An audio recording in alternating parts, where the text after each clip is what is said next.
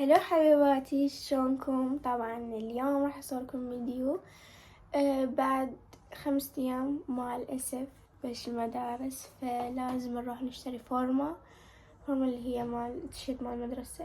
وهسه قاعد ننتظر ماما تتمكيج وتبدل وتيجي تيزة تاخذنا ونروح.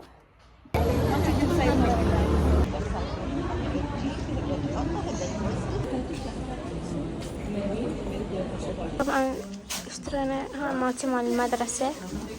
طبعا جينا طبينا على تولز لجوكم.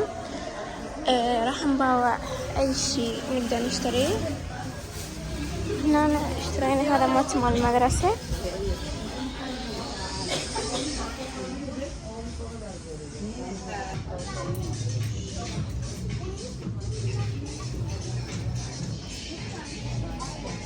هنا طبعا ماما عجبها هذا السويتر الكابوي وقالت لي لا شنو ايش تجربيه، فهنا مثل ما تشوفون انا قاعدة اجربه. الصراحة هو ما عجبني لانه ماكو البدن على قياسي، فهذا يكون عليه كلش كبير. فهسه قاعدة احاول انه القى اللي على قدي، بس مع الاسف ما لقيت.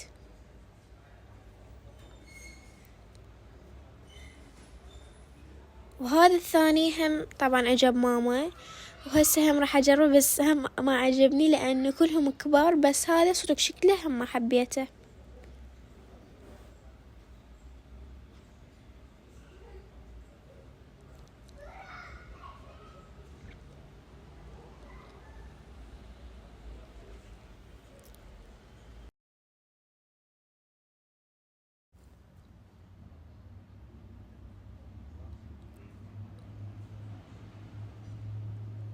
مثل ما تشوفون طبعا هنا ماما تقول لي انه هو كلش حلو، بس اني ما عجبني لان الصراحة يعني حيل كبير فما عجبني. هسه طبعا احنا شفنا اللي نقدر عليه، بس ما للاسف ما لقينا شي، فراح نطلع من هذا المحل.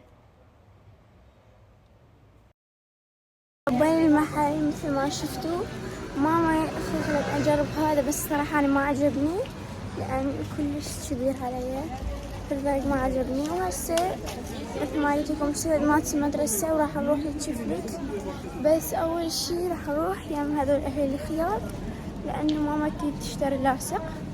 لقيت هيجي بنطلون الصراحة اني كلش عجبني. هاو هسه راح اشوف الماما. هسه مثل ما قلت لكم اني لبست هذا، وهسه اول شي هم راح اجرب. هسه جربت هذا بس الصراحة ابدا ما عجبني، فراح نشتري هذا. خيرتني بين انه اسوي اذاني او اشتري هذا البنطلون، وانا اكيد اشتريت البنطلون وعفت اذاني مع الاسف، بس قالت انه الشهر الجاي راح اسوي اذاني، فعلى الشهر الجاي راح اقدر اسوي اذاني. هسه قاعدة نفكر باماكن. هسه طبعا راح نطب على هذا المحل، هو بيه بهارات وكرزات حتى حلويات بيه.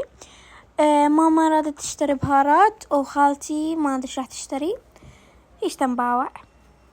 جينا هنا راح نصعد بنانة او يمكن راجعين البيت او راح نروح لغير اماكن ما ادري.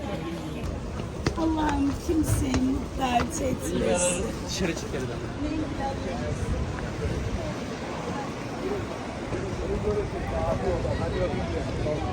Rahat olmaya. Aynen. Sağ olun. طبعا جينا للبيت وراح اشوفكم ايش اشتريت اليوم. اول شي اشتريت هذا التيشيرت مال المدرسة، لان تقريبا بعد 4 ايام ما ادري 3 ايام راح تبش المدرسة، فاشتريت تيشيرت المدرسة. هنا مكتوب اسم المدرسة بس على صغير، يعني مو كاتبين اسمه كله بس هيج، واسود وبيه خات وبيه دقم. فهذا هو تيشيرت المدرسة.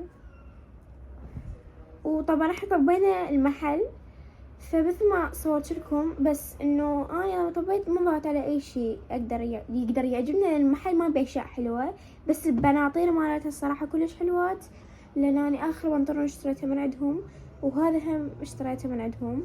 هي ماما شافته وذاك القديم هم ماما شافته. ثواني راح اشوفكم هسه هذا البنطلون.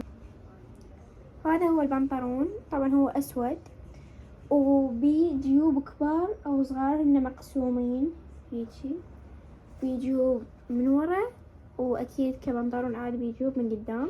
هذا اشتريته هم على مود المدرسة، لأن أنا بالمدرسة ما أقدر ألبس بنطلون كابوي بس لونه عادي، فيقبلون على الأسود.